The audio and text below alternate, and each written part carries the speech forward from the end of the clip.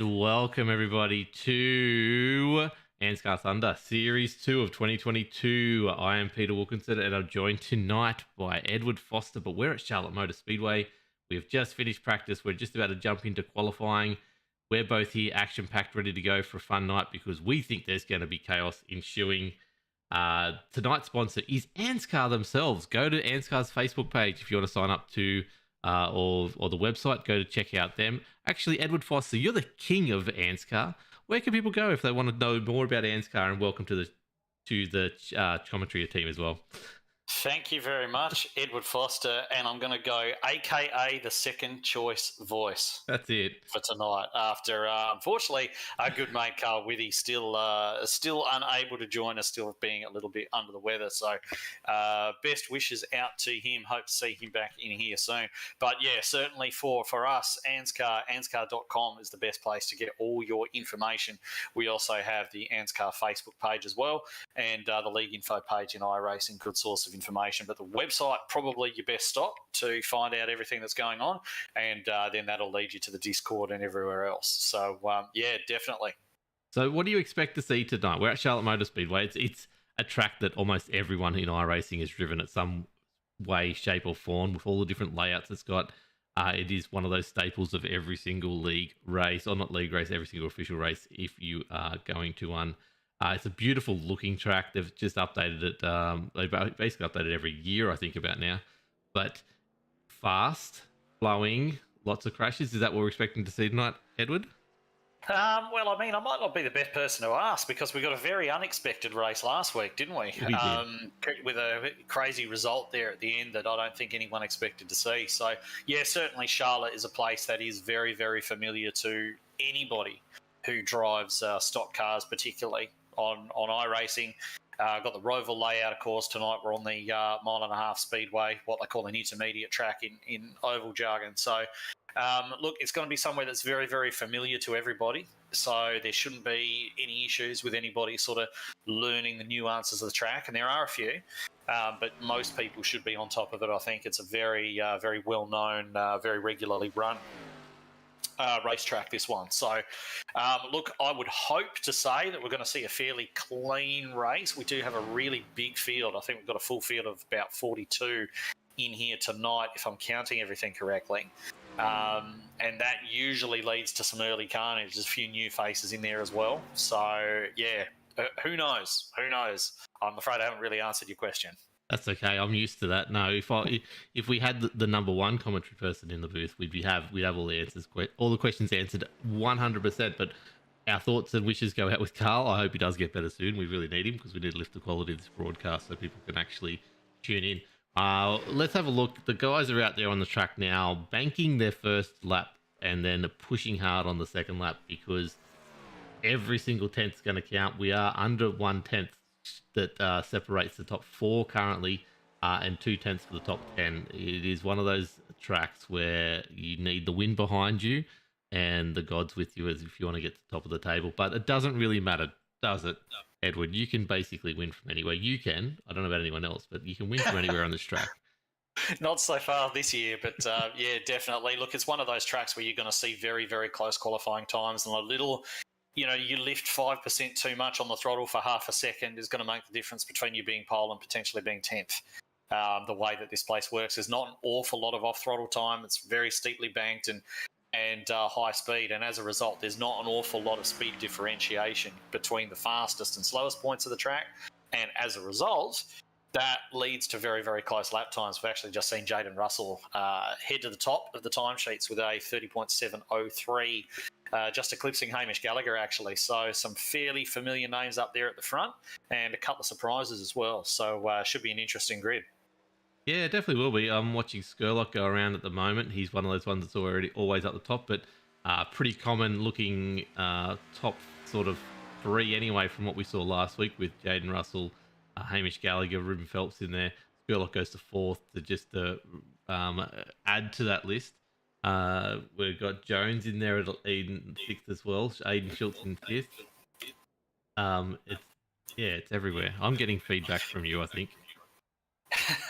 All right. So what we'll actually do is we'll take a moment to just run through the starting grid Let's see if this works. while the Hold on. drivers all sort of grid up. So you're just adjusting something there in the background to make me maybe sound a little bit better. Is that what you're saying? No, I've got nothing. I just No? I can't fix it. I'll have to work it out later on. But that is definitely Okay. not the grid. I apologise. The grid is not working tonight. That's all right. I'll run through it for everybody as the cars line up. So Jaden Russell, Hamish Gallagher, very common front row to see these days, especially in this series, with the truck race winner from Monday night, Ruben Phelps, starting alongside Michael Skurlock on the second row. Third row, Aidan Schultz and Ryan Jones, keeping his feet well away from his powerboard tonight, I absolutely guarantee. And then we've got Matt Knight and Danny G sat there on row 4. Row 5, Mirko Doutnak and Stephen Williams, Tom Pritchard and Roman Yeager on row 6, row 7, Luke Georgeson and Tom Neal. And then we go back to row 8, which is Malone and Witcher, then Densley and Davies, the two Ds there on row 9. Row 10, Mickelmore and Clark, a couple of good old boys starting way back in the field down there, but we're not even close to done yet because we've got Dave Douglas and Nigel Payton there on row 11. Row 12, Finley and Shute, Rolock and Davidson, then Closey and Spencer, Fenley and Vickers, Hobbs and Schultz, that's Jai Schultz, not Aidan Schultz, who's further up the grid. Nixon and Matt Hunter, Kai Turner, Jamie Budd. Tex Linder, didn't give him too much of a shout out last week. He said that was a good sign that he was keeping out of trouble, but I'm going to mention him all night tonight just to, we'll go on Tex watch all the way from back there in 37th position. Who was that again? Tex Linder. Yeah, I know. So we've got McLeod, Hoppett, Campbell and Tompkins, last week's third place getter, rounding out the 41 starters here tonight. Yes, I can't wait. Just so you know, we're just as we're gridding up, about to ready to go. We've got a few new timing towers to show you tonight. Hopefully, if they work. And I don't know where that echo is coming from. There's no one else in the channel with us, so apologies, everyone. I will try and stop talking as soon as I hear that echo. But look, Charlotte, we're ready to go. It is a 120 lap race. These cars look amazing sitting there ready to go, and one car rolls backwards. But they are ready to go out on track now. The familiar front 3 or 4 there, of actually probably 5 or 6 realistically. It's great to see. A lot of new names tonight, so we'll see how they go. But yeah, championship, as we mentioned last week, an absolutely chaotic finish to round 1. It's thrown what would normally be the championship leaders into a bit of chaos. One name I'm trying to find here, where is he? The winner from last week, Luke Trahere. Is he not here this week? Not here, not in the grid, so he hasn't made it out tonight, unfortunately, Luke Trahere. Who won obviously last week, but we only have the one pace lap here, so we'll focus on the guys who are here. So all the drivers are going to be just rolling around. Some of them are just going to be dragging their brakes to hopefully warm their tyres up a little bit, and some will be keeping them as cold as humanly possible. It's just depending on what they're looking for, whether they're looking for initial speed or potentially wanting to protect that long run pace.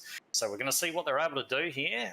We're going to have Russell starting off the pole, as we did mention, and he's going to have the opportunity to get a good jump away from Hamish Gallagher starting there on the outside, and expect to see Ruben Phelps from third position try to make a move down underneath Gallagher into turn 1. We'll see how it goes. And they're ready to go as Jaden Russell once again leads the field away. Ryan Jones is back there tonight. He made the grid, and they're off to go. Edward's gone with him pretty well here. It's a very, very good start. Ruben's got a good jump on the inside. Michael Skurlock's just lagging back just a little bit. Edward, look at Hamish just drop in the back there. He's going to sit there and hopefully just save everything he can while Jaden leads the race. We've got a bit of too wide happening there between Ryan Jones and... Is that Schultz? That's a different paint job if it is, but it's...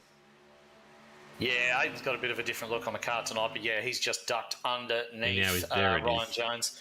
And Hamish Gallagher, I reckon there may have been a little bit of communication between Russell and Gallagher there, because he certainly got away very well from outside pole there and managed to slot into second place. So he's done a fantastic job. And speaking of doing a fantastic job, the entire field still going, even the rookies. There's no issues yet amongst anybody. We're all still clean and still green as we're coming through to complete lap 2 now as the leaders work their way through turns 3 and 4 onto the front stretch and across. Russell continues to lead. Yeah, definitely. Everything's going a little bit slow tonight. I'm pressing buttons and it's not changing too quickly, so bear with me. The new computer is probably about a week away. We'll have the new broadcasting PC set up for that. However, we are racing. We're on board. Or not board. We're looking at Adam Malone here. He sits in the middle of the pack here. As we see the front guys are doing a pretty good job. Justin Witcher, I was just calling him the other night, doing a great job in another series that we broadcast with. Sitting mid-pack, working his way up, as he probably will with Dave Douglas, the casting couch himself right behind. Not as far up as he usually is, but it's a good place to start for him. Hopefully he can stay out of trouble tonight, which is a big key for him.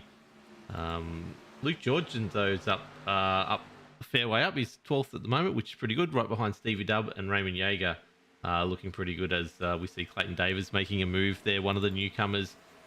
Dirt Specialist puts the move in underneath Adam Malone and gets another spot up the grid as he pushes his way back to the front. But let's go back up the front and we see Jaden Russell slowly will get there, get overtaken by Hamish Gallagher. Perfect timing, Hamish. Well done. And Ruben Phelps is right on Jaden's toe here. Aiden Schultz, the only one sitting out of line. Have you got any information on tyre wear at all in your skill at this track, Edward Foster? It shouldn't be a huge issue, but it will drop off at some stage, I guess. Yeah, I mean, it's always going to be. Yeah, it's always going to be a case of trying to protect the tyre as much as humanly possible. Really, you're kind of left in a bit of a situation where you're trying to guess what you expect the race to be. If you expect there to be a wreck fairly quickly, do you use that tyre up and gain some positions, or do you take care of the tyre, potentially give away a few positions, and then the caution comes out and everybody gets fresh tyres again, so all that saving you did was meaningless. What do?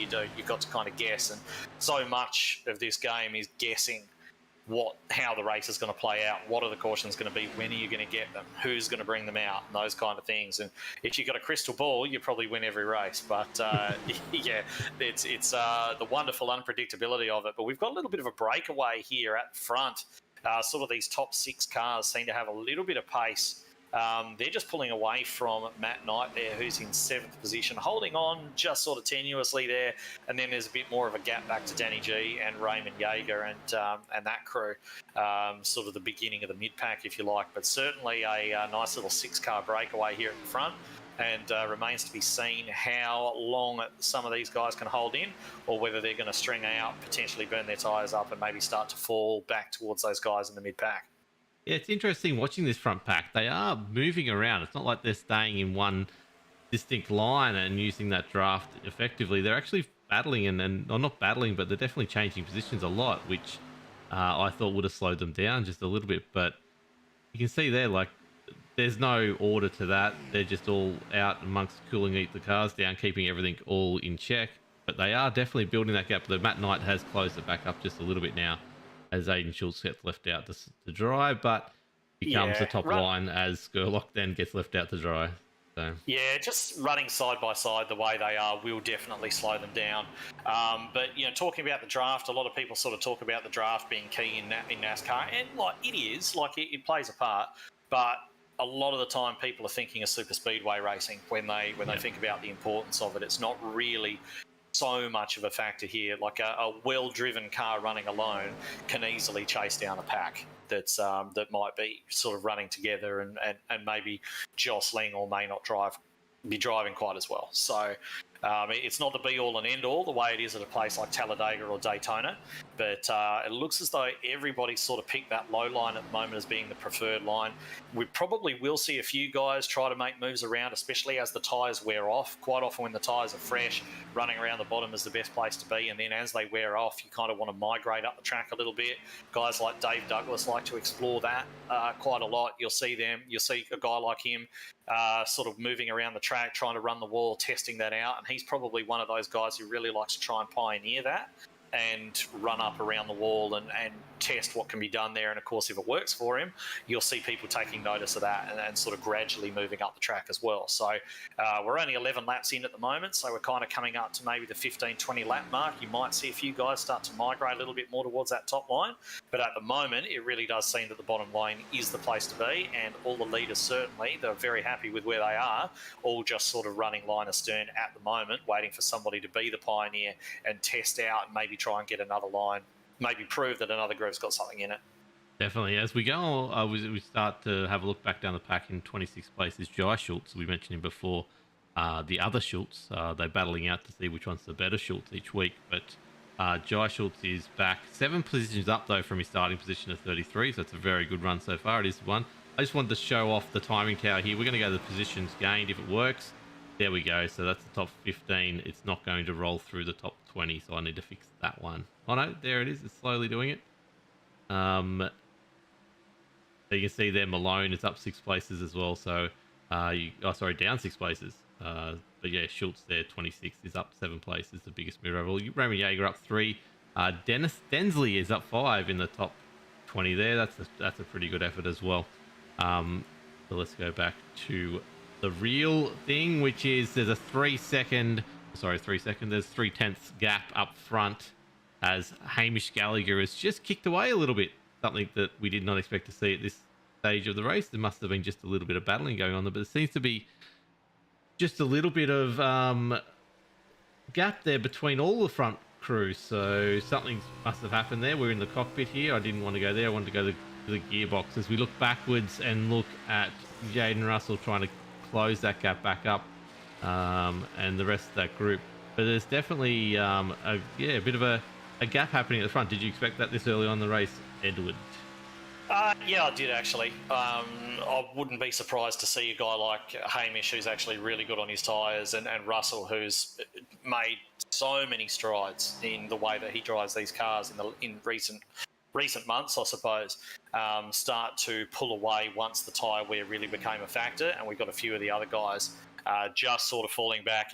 Guys who were battling and running side by side earlier on, maybe just paying a little bit of price for that right now, as they're falling back. We've got Skurlock, Phelps and Jones in their own little trio. It looks as though Ryan's potentially looking to make a move. Phelps covers him off as he has a look of his own ahead of that. He does like a block every now and again, Ruben, so I'm not surprised to see him make that little move down. And it looks as though Ryan's going to go, okay, well, you go low, I'm going to go high. There's a political slogan in there somewhere, but he went low. Ryan's gone high, right around the outside. It looks as though we've actually lost Steve Hoppett from this race. Oh, yeah. He's actually just taken the car behind the wall. So anyway, Jones moves into 4th place ahead of Ruben Phelps. And we did promise you a Tex watch. Tex Linder, he's sitting there, started 37th. He's up 1 spot, 36th, running in there behind Matt Hunter. And a little bit of a thing about Tex the other week, he did mention over the voice comms that he was wearing his helmet tonight. A lot of people might not have actually got that reference, but in the Weekend Warriors 87s race, where we run the old 1987 cars, he's got his sim rig set up in his shed, and I believe it was his dog or his cat or something like that actually knocked over a motorbike, which then fell on his head. And I believe he uses VR, had no idea this thing was coming, and he got clobbered in the head by a motorbike. So still managed to finish the race with all that going on, and swears that he's wearing his helmet now every time that he puts on that VR headset. That's fair to do. As he's battling there, trying to get a spot on, one of the other names is ANZCAR, Matty Hunter, who is out there having a bit of fun there at the back of the field, as he always does. Hamish has jumped out to a half a second lap here. I just want to quickly show as well, we've got previous lap data. So this is where you can see just how much quicker Gallagher is going than a few of the other cars out there. Like, it's not a huge amount, but it's definitely, when you take the first 2 out of it, he's lapping 2 tenths or 10.5 quicker than Jones every single lap, and almost 2 seconds a lap quicker than Skurlock, and these 2 tenths of a second quicker than. I was going to say, it's not 2 seconds a lap. No, not yet. Give it some time, 2 tenths around here. 2 tenths around here may as well be 2 seconds. It's a lot of time around a 30-second lap. That's for absolute certain. So, yeah, he's breaking away at the front. Looks as though that Coke Supra is handling really, really well at the moment. And yeah, it doesn't look as though too many others have got an answer for him. It'll be interesting to see how Jaden Russell actually plays this. Is he going to push really hard, potentially risk burning those tyres off, trying to catch up to Hamish, or is he just going to consolidate, run the race the track, and try to keep the rest of those guys at bay? Yeah, it's going to be interesting. We will get back up to Jaden when my computer catches up. It had a really good moment there. It was actually looking pretty good as we go back up the front there, just to see. We've just got Phelps coming underneath Skurlock at the moment, actually making a position. Oh, Ryan Jones has got up to third as well. Yeah, Jones up to third, and Phelps looks as though he's taking fourth away from Skurlock, just behind at the line. Danny G. He is on that preferred bottom line. Danny G, yeah, as you say, making his way. He's up a couple of spots as well. That's a very good ride from Danny G. I did see his name getting up on that timing tower. I didn't realise just how far up he's got. That's a very good drive from him. Well, he started 8th and now he's 6th, so it's 2 spots. That's a very good drive in this field. We can calm down on that a little bit. No, this is the drive of the century, mate. drive of the century. I think that's 3 spots now he's made, so yeah, definitely. Let's have a look. No, I won't keep on going back to that. It's good to see him up there anyway. I haven't called his name in a race for a very long time, which is really good to see. Blaine Densley, we mentioned before, was up 5 spots. He's now also up 9 spots. So if you want to get excited about that as well. Very good effort from him as he gets there in front of Dave Douglas. No, it's Aiden Schultz that he's actually ahead of there. Yeah, so Schultz has fallen down the order just about as much as Densley's worked his way up. So, yeah, 1 car going forward, 1 going backwards at the moment. Aiden will definitely be trying to reverse that trend. Might just need to cool down his tyres a little bit. He might even be doing that right now. And then as soon as he's done that, he'll have another go. But he does look as though he's still driving pretty hard into those corners. And that might have a little bit to do with why his pace is falling away. Now, we talked up so many crashes at the start of this race. We have not had one. How good are we at commentator's curse in opposite as we look at Josh Micklemore? I wonder where Trev is. Wish Trev is usually in chat having a go. But first driver into plus 10 moves. So he's up double figures, sorry. So Josh Micklemore up 10 places as he charged up through the field. As we see, Matty Knight off screen has just got past Michael Skurlock as well to go through with Ruben Phelps, as Danny G has made a breakaway from that group and is taking down Ryan Jones. Well, that might be something to talk about when it actually happens. But yeah, no, he's certainly making his way up there quite well. Skurlock just starting to fall backwards a little bit too, which is a little bit surprising. I thought he would have been one of the guys who was had that decent long run pace, though it looks as though he's just sort of dropping off just that little bit. And certainly no surprise to see Micklemore climbing up from that 20th place start as well. You know when he starts down there, he's not going to stay down there for very long. Must have had a bad qualifying, but certainly making his way towards certainly what he would consider to be his rightful position a little bit further up the order. Yeah, definitely. As we start to see some of the times venture out into the 33s right now. So Hamish still holding it in front at the 32 second mark, but he's coming up on some lap traffic slowly. But yeah, he's definitely one of the faster cars out there on the track. Danny G, technically the fastest one on the track at the moment, but would be interested to see. I don't think there's a huge amount of traffic. It's just 1 car just up ahead. It's Noddy. We had him in the booth last week, but here he is about to get taken by Hamish Gallagher as they cross the start-finish line for the 28th lap. Yeah, looks like Glenn McLeod, that one that driving the 84. Oh, it is Glenn McLeod, sorry. Yeah, McLeod's actually just dropped off the lead lap, and I believe Noddy is definitely next. In fact, Gallagher, you're right. Gallagher has gone past Noddy now. So he's got. Oh, we got a car up into the wall as well, a little bit further back. I think that actually was McLeod. He's run up into the wall, just trying to keep out of the way, and that can be something that's a little bit difficult for some of the newer guys. You know, they're used to running that bottom line. They don't necessarily practice running up on the non-preferred line, which is always something that you should do. And he's just tried to stay out the way of the leaders there and just given the wall a little scrape. But he'll live to fight another day with that. That won't kill him. Yeah, definitely. So he's doing well. I'm glad I actually got something right accidentally. That was really good. I enjoy that. He's hit the wall again in there in the background as we changed away from him. Here we go. There it is. The first crash of the race caught live as 62 is on its roof.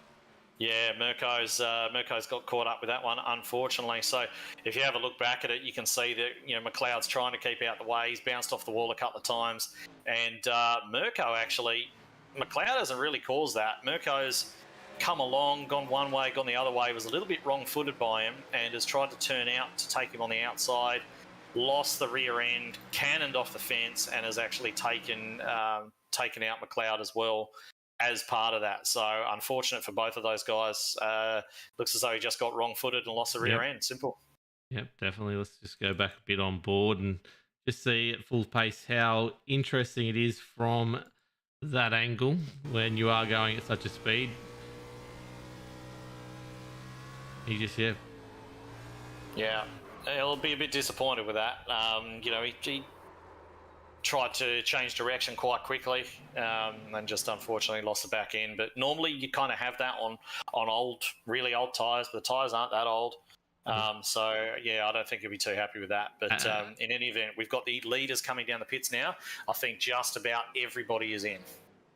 That is it. So I'm putting up the timing tower. We'll see how this goes. See if it's a live stop. No, that's not really working. My computer's going super slow. Can't wait for this new PC. So Hamish Gallagher gets the run off the line and keeps the lead with Ryan Jones coming in behind him. And Danny G grabbing third from him by the look of it. Jaden Russell still sitting on the pit lane. Is that a penalty or did he get some damage or what's happened there? Not exactly sure. It looked like a really long stop, but he's taken... Just having a look at him, he's taken 4 tyres, definitely. Looks like everybody did that. And then he just held for a minute. I can't see any damage on that car, but I also don't necessarily know of a penalty that would just hold him for a couple of seconds like that. So maybe he had a bit of trouble grabbing a gear or something like that, or maybe he stalled. I honestly don't know. I couldn't tell you. But in any event, that's actually dropped him a fair way down the order. Gallagher keeps his lead, but he's also got Ryan Jones now sitting there in P2 with Danny G, the hype man, all the way up there in P3. Just interesting. Look at those times. Aiden Schultz, it was Jai Schultz at 9 seconds. So he's grabbed probably just the 2 tyres. 2 tyres, yeah. And he's either only topped it up with fuel and not taken any, or he's taken 2. In fact, I can go back and have a quick look at that, and I can tell you exactly what he's done. But definitely an interesting strategy to jump him up the order if he's done either one of those, which I can only assume that he has. And it was just fuel for Jai Schultz. So he saved a set of tyres, hoping for something a little bit later on. That's vaulted him all the way up onto the cusp of the top 10. He's sitting there in P11 at the moment. Would expect, obviously, with that amount of wear, 30 laps on those tyres, to see him drop like a rock all the way back to where he started. But you never know. There could be a few cautions there, and it could all work out for him. So I always rate a strategy gamble, and I like it. Yeah, so just quickly, that going back to that Jaden Russell pit stop, 26.3 seconds. As you can see, 14 and 15 on the top one. So it's a 12-second hold. So as you're right, there's no penalty that is a 12-second hold. It would have been way longer than that. So, interesting. Unless possibly sped on the way in, but normally for speeding, it'll hold you longer if you take a service, and he definitely took service. So, I wonder if he's bumped the wall there and we didn't quite see it, maybe when those cars split up a little bit. But I don't know. It's an interesting little bit. As we see the 77 car in front, it'll get let past. That's Ben Vickers. Yes, it will. Yep. But yeah, it's the top 3 currently: Hamish Gallagher, Ryan Jones, Danny G, Ruben Phelps, Michael Skurlock. Top 5 there. Matt That's Knight. more of a top 5. Yeah, I know. As Carl said, Carl, I hope you're going really well, but he's in our chat at the moment saying Wilco gets something right, 100% accident. That is how it works, unfortunately, as they line up 2 by 2, 1 lap to go. Yeah. He could be talking about himself, though, because, I mean, he's got Wilkinson in his surname as well, so Wilco could be anybody. Yeah, well, exactly. Yes. So we're not even sure, but, professional outfit we've got going here, but, yeah, certainly. Anyway, so we're 1 to green. The cars go 2 by 2 once again. Hamish Gallagher still leading, as you would expect. as we mentioned earlier on. Ryan Jones is going to be starting outside of him. There's going to be no communication between those two. I can guarantee it. However, you would expect Gallagher and Danny G to be in communication as they are teammates. So expect to see Gallagher and Danny G get away very well on that bottom lane, and expect the top lane to be struggling to keep up a little bit. So we'll see what happens here, but I expect to see those top two dart away into first and second.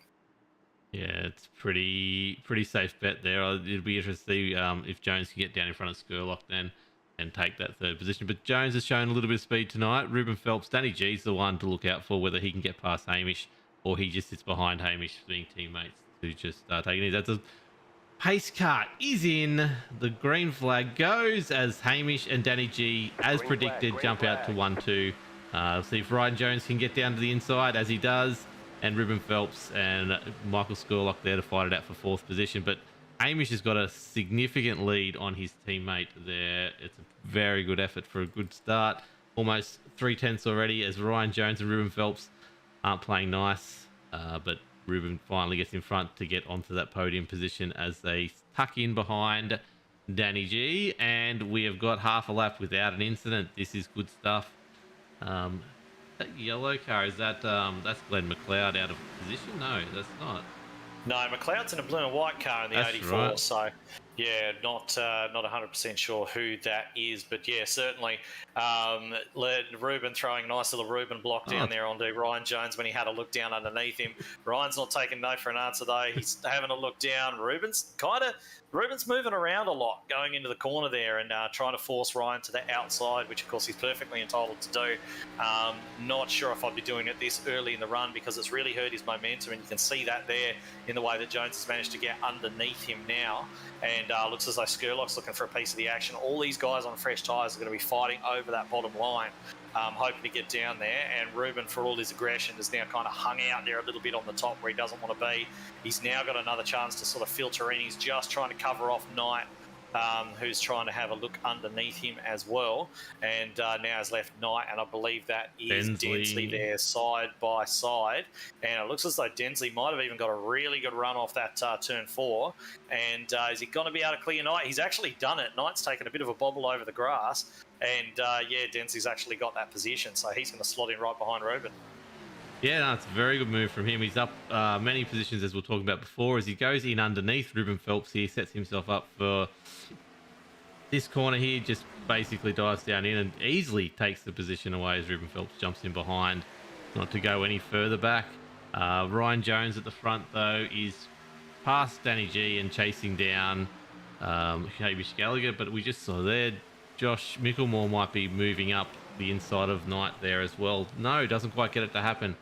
And sort of pulls it back and slows up Aiden Schultz there. But yeah, no, it's very good fighting so far. Very clean racing, which is what we like to see, as they go a little bit too wide down the back there. But at the front, it's all good racing.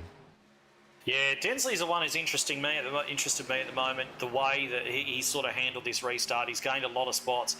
He's having a look underneath Skurlock now as well, and I wonder if he's been a little bit too aggressive, maybe just going in there a little bit too hard, and that pace that he's got isn't going to last. Because if he can make this pace last, the pace that he's showing at the moment, he's going to be in first before too long. You know, he's really, really flying.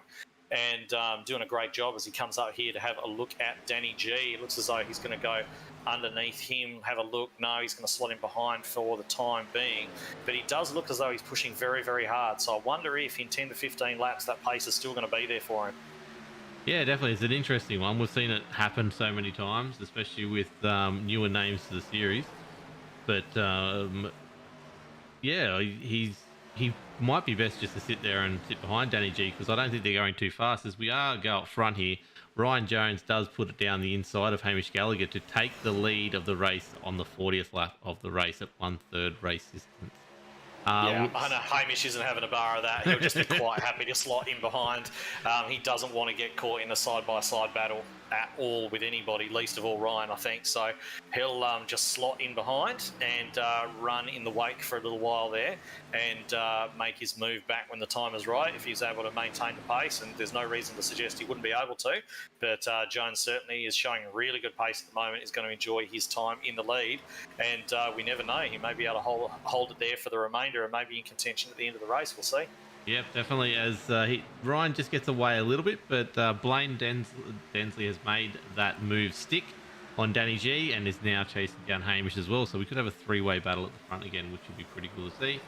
Yeah, I think Densley's pushing really hard at the moment. He must be. I mean, these guys, Skurlock, Danny G, Ruben, um, Hamish, guys like that. These are not slow guys. You don't have that amount of pace over guys like that. There just isn't the pace there. So he's either pushing very, very hard, or he is exceptional at this track. So yeah, we're going to have to see how that actually turns out. But certainly is a good watch for now. Just looking at the previous lap times, it's plateauing out a little bit now, but him and Ryan Jones were both significantly quicker than Hamish Gallagher last lap, but pretty even with the rest of the field at the moment in that top 15 or so, as they look so beautiful coming along that straight there, the back straight there, all nice in line. But yeah, be interesting to see. He's right on the back of Hamish now. We've got Ryan Jones. Did he have a car in front of him then as well?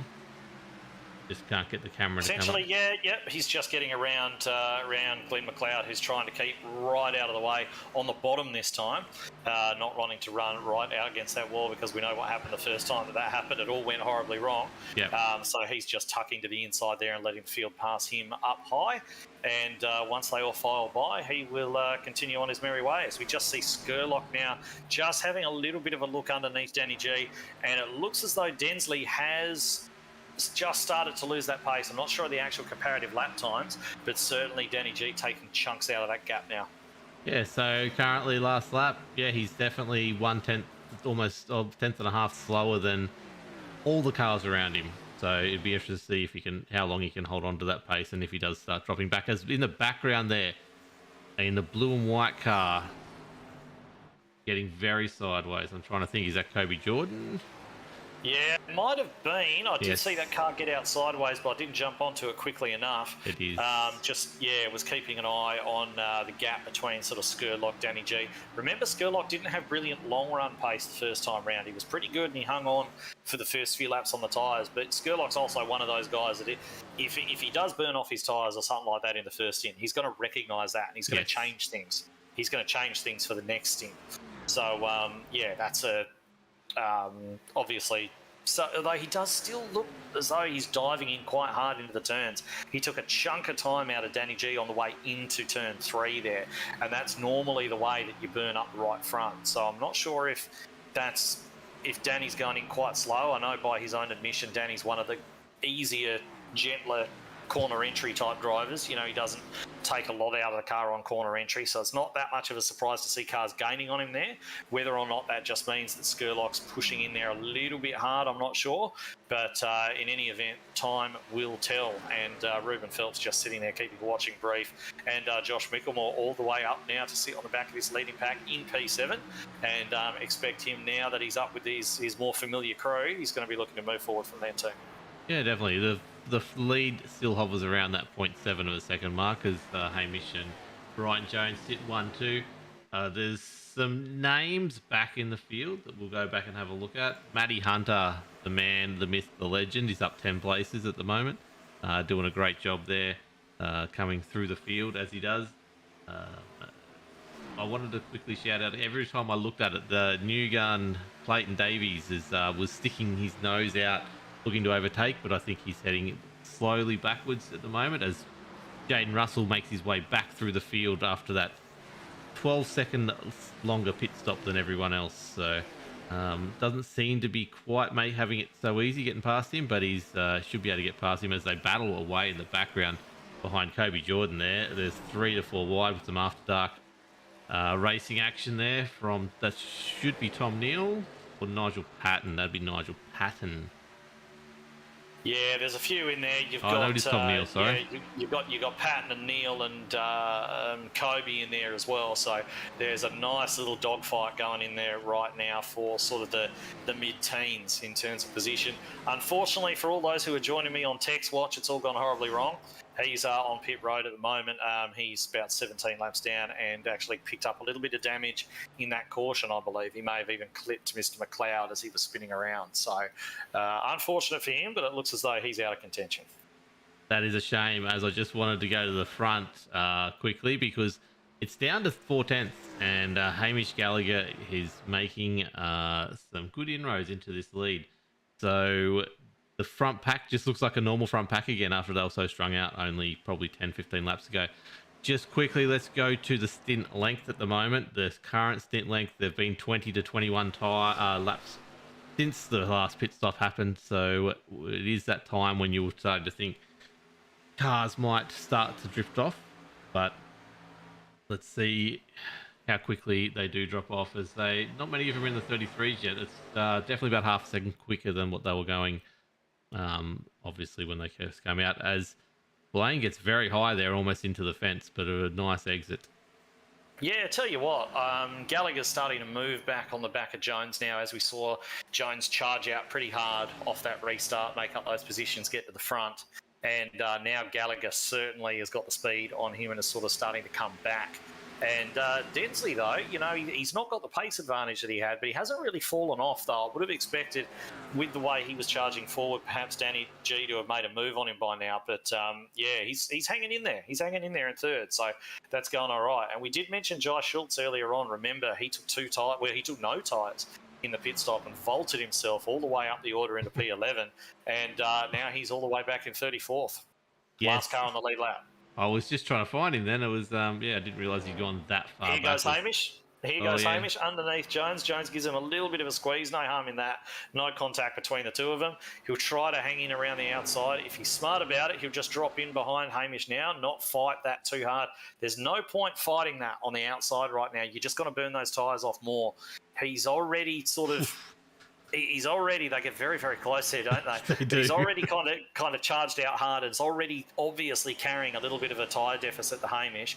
There's no point hanging on around the outside, holding on to 1 inch of overlap, trying to, it's just a no-win situation from there. It's not going to happen. The best thing for him to do is what he has done now, which is just back out of it, slot in behind Hamish, and try and get those tyres cooled down, because he can resurrect them a little bit just by getting some temperature out of them. So if he focuses on doing that now, he may be able to at least hold on to the back of the 13. Yeah, you got to remember he's also got Blaine behind him, who is probably in a similar boat to him. I would have expected. Actually, look, Skirley was pushing pretty hard as well before, and obviously didn't have the best long pace in the first stint. So maybe it's a good spot for Bees. Maybe he's a little bit safe just there. Just try and hold on to Hamish as long as he can. Just want to jump back. Jaden Russell making his way. He's got past Clayton Davies, as we saw before, but he's also now got past Aiden Schultz, as he's back on the edge of the top 10 with 2 cars in front of him that he's got well and truly in his sights. Other than that, Nigel Patton's making some good moves, up 9 positions at the moment, leading that pack that's sort of sitting in the middle there. Watching that, the better pack up, the quicker pack up front that we we're just looking at before. But the field is getting very strung out now as Hamish takes control of this race. Yeah, so Gallagher's sitting there out the front. Russell's now, he's just sort of working on the back of Knight. Yeah, it looks like he's going to look at potentially making a move there, and he'll probably... He had a lot of pace earlier on, so you'd expect him to continue that march up the field, certainly. Danny G has moved up into third as he takes Blaine down through out of exit to turn 4 by the look of it. So Danny G's starting to find some pace, and Blaine is starting to lose some as Michael Skurlock probably starts to line him up in the next lap or two as well. But look on the back of that, Josh Micklemore up 14 places, ready to go to get up into that top 5 where he is usually sitting. If you go just a little bit further back, Davey Douglas is also making a charge up the field as well.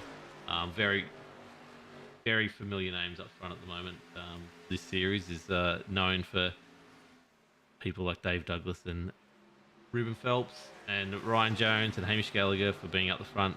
It's good to see Blaine Densley changing that a little bit and putting up a good fight to them all.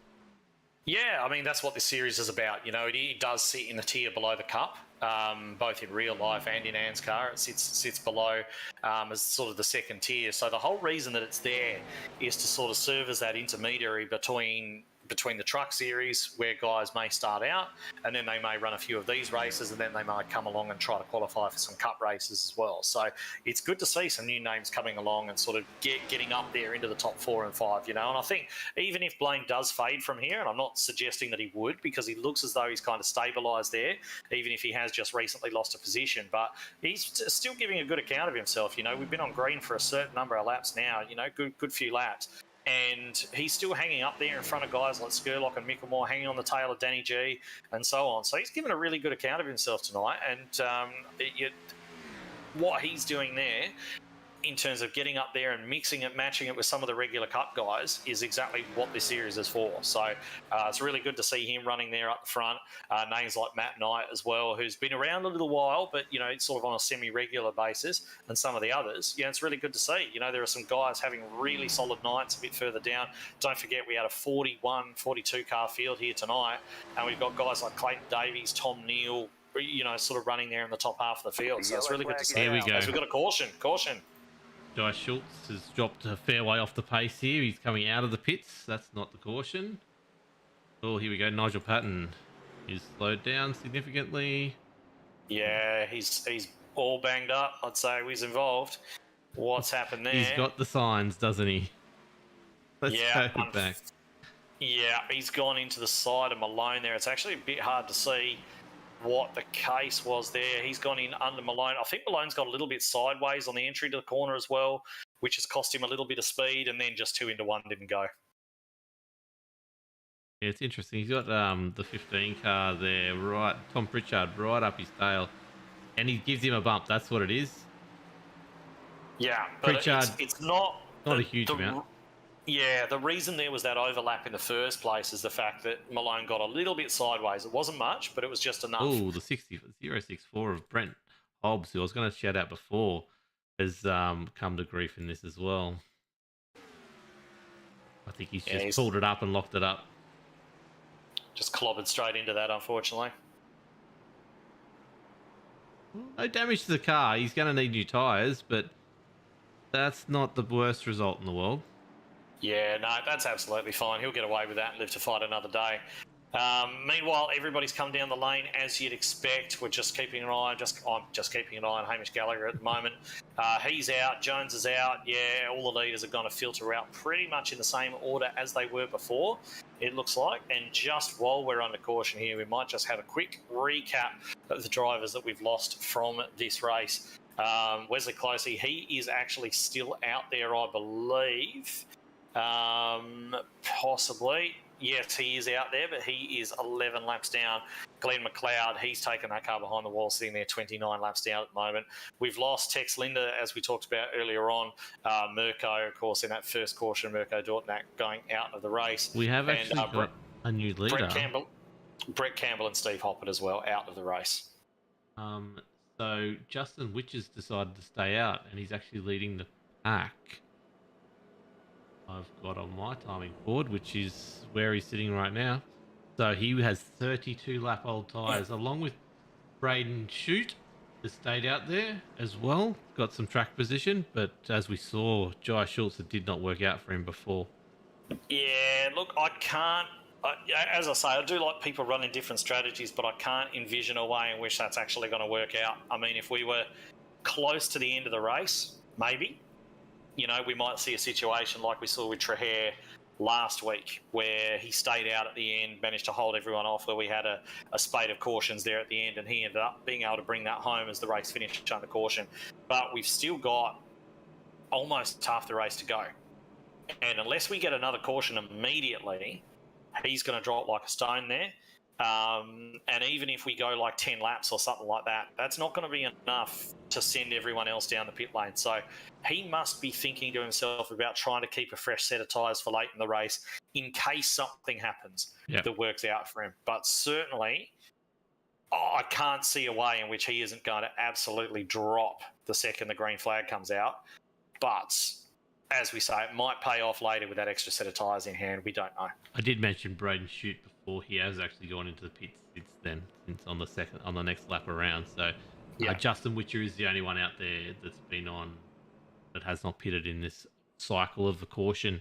It Yeah. will be very interesting to see. Jai Schultz will get um, a lap back here in a, no, Yeah, he'll get the wave around. He'll get the wave around in a but minute. that still leaves him a lap down. Is my reading on it? I can't never work this out. Possibly. No, I think he may be. We'll have a look. It's yeah, he's on a bit of an alternate strategy, isn't he? You know, we Yes. know that he sort of ran that strange strategy with the tyres, not taking tyres in that first stop, and now he's just sort of working his way around. So I believe he still remains a lap down. And he's actually behind Adam Malone. Adam Malone sitting in the lucky dog spot at the moment, and will get his lap back if we see another caution. He's sitting there as the first car 1 lap down. As long as he's not involved in said caution, I learnt that. I knew that already, but I saw that in effect on Monday night when I was racing for the first time in my new rig, and I was second on the lead lap and got the lucky dog because old mate in front decided to tag a car on the way through. So All right. as long as you don't get an X in an incident, you still get the lucky dog. So That's right, yeah. And as long as you don't stop, if you stop, it also counts you as being involved in that incident too. So you don't necessarily have to get contact. Skurlock having a lot of connection issues there. I hope he gets that sorted out. That's going to be a nightmare with this slower car in front as well. But anyway, Witcher leading the race at the moment. We are 2x2. We're ready to go green. And we're going to have to see what Witcher actually does here. Is he going to play it safe and just kind of not fight anybody? I can imagine that's probably going to be the best way to do it. If he decides to start fighting for positions, this could get real messy real fast. So we're going to find out as the pace car pulls off, wins. Witcher going to go. He's got to be careful accelerating on those old tyres. They're going to be cold and they're old. Jones is there, and, ready to go, isn't he? Yeah, he's waiting. He's giving a touch He wants too. to wait until the car's nice and straight. Oh. He doesn't want to be turning the car. And he still gets the thing really, really squirrely. And Jones showing his usual patience levels there, getting right under his bumper. I imagine he's not going to want to stay behind him for too long. He's going to want to get up and around him. So look at those cars go around the outside. This is going to get messy quick. We are 3 wide at the front. Witcher's got to back out of that, and he's on the outside, and he probably will. Jones has dropped a few positions, but he hasn't wrecked. Everyone's safe. It's okay. So that's all right. We got away with it. We got away with it so far. Oh, as I think Clayton Davies took the wall there in the background as well. As I try and change to a different driver, my thing is not updating at all. There we go, back to the front. Hamish Gallagher is, as we thought, taking a good lead here. Fresh tyres. Gurley is blinking all over the place at the moment. Jaden Russell there poking his nose out to take 2 cars into the next corner. He's brave. He's brave. Going underneath a new guy and another new guy, making it 3 wide. 3 wide. And then there's Witcher there as well, sitting in the middle. So yeah, he's. Oh, I don't know if I would have done that, but he got away with it, and he's got through, so he's okay. He's used to the dirt driving where everything's really close quarters, so he'll be fine with that. He won't worry. Yeah, which is Skirley's in a big trouble here. I don't think Skirley will be around for much longer. He's pulled right down low. He's blinking all over the shop. It would be a nightmare being Knight or even Blaine behind there. Yeah, there he goes. He just vanishes into thin air. Will he come back? I don't think so. I haven't officially got him gone yet, but he's not quite there. So Josh Micklemore is ahead of Danny G and chasing down Hamish Gallagher. 18 spots. Him and Dave Douglas both up. Just having a look at that, no, there was nothing really in their pit strategy that was any different. They were 14.4 seconds, both of them. So Josh Micklemore and Dave Douglas are just having a really good run tonight from their qualifying position. They don't even have Skurlock as a time last sector.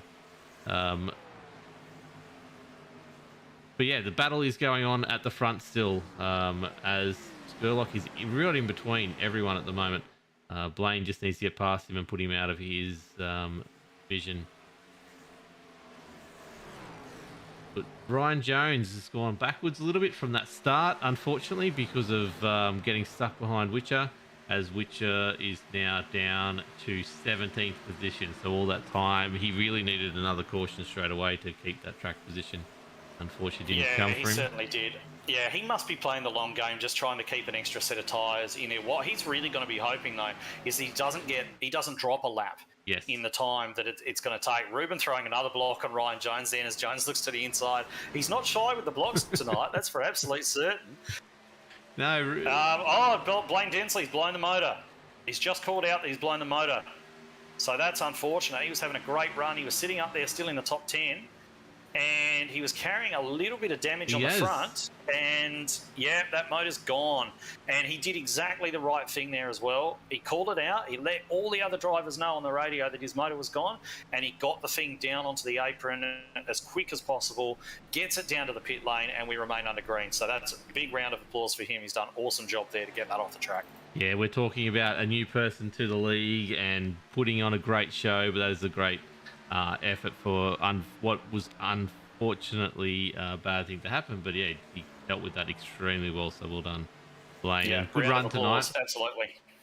As Ruben Phelps finds himself in front of Dave Douglas, not going to let Dave pass us. Dave always seems to look loose in the rear on his cars every time he races. I don't know what it is, but coming out of that corner before, he was definitely very loose on the back of Ruben Phelps. But Ruben is lining up Danny G here, whether he takes him or not. What do you reckon? We got a Mitch Motorsports 1, 2, 3 at the front there as Danny throws a little bit of a block, paying Ruben back in kind. Just like, all right, you can throw a couple of blocks and I can do the exact same thing when you look underneath me. But it does look as though the 06 is carrying a little bit of extra pace over Danny G at the moment. But how much is that? Is Danny G just playing the long game? Because Danny has been good on his tyres the entire way through, but we see them go too wide now. And I would say that if Danny is concerned about tyres, he'd let him go, but no, he sticks it out around the outside, gets a really good run off that turn onto the front stretch. So, yeah, he maintains that position, and now Ruben's tyres from running that tighter line are going to be a little bit hot for maybe a corner or two, and we're going to have Dave have a look at that as well. So he's just fallen off the back. He's coming under a little bit of pressure from Ryan Jones, and Ryan is having a look underneath, but he's not able to get the job done either. So it's all, everyone's starting to have looks now. They're starting to get a little bit edgy. We're into the second half of the race. Lap 75 of 120, and everyone's starting to look towards the end of the race now and trying to set themselves up. So it's not as nice and relaxed as it was in the early stages. Now they're sort of really looking to get themselves set. Yeah, as we quickly, I got Matty Raymond in chat going at Khan SRM. I made this beautiful position gain table for you, Matty, because I know you're the star of it, and you're just not here tonight, so you can't be on it, unfortunately. But Davey Douglas, he's got some computer issues, I think. Matty Ray. Yeah, he was talking to him earlier on today, and I think he's got some. I think his computer stopped working, but he's in there supporting the team. So good to see from Matty Ray, and certainly hope to see him back on the track soon. Yes, and Ruben Phelps is all over. Let's have a look how close he actually is. Let's bit of smoke on the track here. Have you got anything? There's a car going in the pits there on the left. Yeah, that looks like the 420. That's the new guy. As Davey Douglas said, he's looking very loose in the rear. He has just managed to save that somehow, and he's getting swallowed up by Knight, Russell, and Jones. Jones seems to be in the wrong spot. The front stretch. There's contact there and everything, going 3 wide through the flat kinks in the front stretch there, and Dave's having a look. He's not taking no for an answer there. He's underneath Knight. He's going to want to at least get that done. But remember, he's got hot tyres right now. He was very sideways. Yeah, and he's still struggling with it. He needs to get those cooled down, but he's definitely sliding the thing about. And he tried to get underneath Knight there, didn't get that done. They were 3 wide across the front stretch. Now we see Jones getting underneath him as well, and having a bit of a look there. So we'll see how this one resolves. I would say that it's likely with those tyres the way they are. Well, I was going to say it was probably going to resolve in Jones's favour, but Dave's had not got a fantastic run off for turn 2, but now he's diving underneath Knight again into turn 3. And something's like Kobe Jordan and Tom Neal of just diving in under Ryan Jones here. Whether Ryan Jones has something wrong with his car or he's just in the worst spot with every little incident that's happening. His worst spot for the start of the restart of this caution, and now he's been checked up by Davey Douglas and lost a few more spots there, but he just doesn't seem to be having the best race right now, as Kobe Jordan is not making it easy for Ryan Jones to get back past him either. Yeah, I mean, this is what happens, isn't it? Like, he restarted in a bad lane, and we talked last week about how important it is, and it's really not in under your control at all. But who you restart behind, who's with you, who's there, because you're not allowed to pull out and make any passing moves before the start-finish line. So if you start behind someone who's slow, it can really hurt you, and it can cost you a few positions. So that would have got him a little bit hot under the collar. Then he had a little bit of an issue with Skurlock blinking and stuff like that. That would have got him a little bit hot under the collar as well. And now he's just trying to make moves, and they're just not working. You know, he's sort of winding up on the wrong part of the track. Yellow flag. I'll continue that thought later on. Looks like Greg Spencer potentially involved in that. We'll go back and have a quick look at it. But yeah, we'll finish that thought in a minute. Yep. This was going to play. So Witcher hasn't gone back a lap. So here we go. So Nathan Rawlock gets. Right. Rawlock's gone up into the side of, looks like Davidson. He might have even copped a little whack there from Spencer behind. Yeah, I reckon there's contact. Yeah, and he's spun around, and yeah, he's got a lot of damage on that one, unfortunately. So yeah, taking that straight back to pit lane. But I would imagine we're going to see, well, let's see how they play the strategy right now, because there's going to be a definite advantage to come down and get more tyres, but they haven't been on green for that long. Yeah. So what do? It looks like they're all going to come down again, and no, the front two are coming down. The Danny G's decided to stay out. Ruben Phelps has decided to stay out. Jaden Russell's come down the pit lane. Dave Douglas has come down the pit lane. Not surprising there. Ryan Jones, he's come down the pit lane. Knight has stayed out. Kobe Jordan, what's he done? He's in the lane. Kobe's in the lane as well. So a real mixed bag of strategies there, and this just got interesting. Definitely did. So that's 20 laps these guys are on their rubber. So there's 40 odd laps to go. There's the top 9 have all stayed out. Good old Norman Clark, I love him.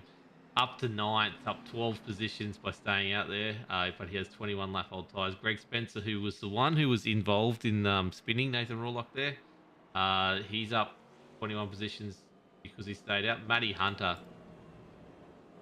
up 27 positions by staying out. They've got to be paying for another caution straight up, don't they?